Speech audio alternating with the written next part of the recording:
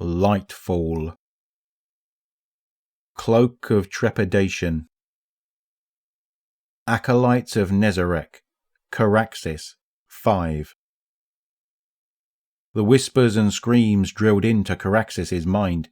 He lifted his hands to his face. Whimpers and pitiful chitters were the only sounds that escaped him. Again, the scenery around him had shifted, and he stood on the edge of a meteorite. Though the reef was vast, he recognized the ship debris flowing past him, but it was different than he remembered, twisted in horrifying shapes. The deep purples and blues were dimmed. It was quiet, save for his own personal audience. Caraxes held up the eye in his deteriorated hands. It still pulsed with energy. "Free me."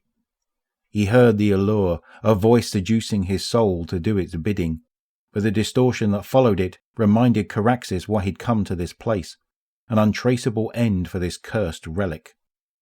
He balled his fist around the eye. The screams pierced his ears as they grew louder.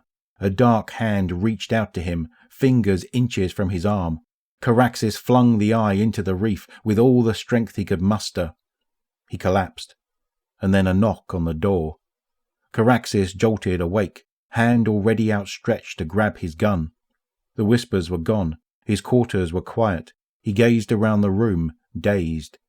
Caraxes stumbled out of bed and delicately approached the door. He aimed down his sights. The metal creaked open.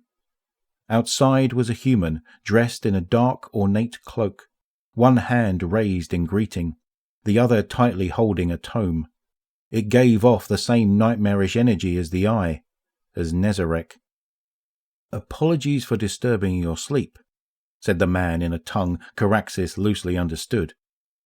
"But would you happen to be Caraxes?"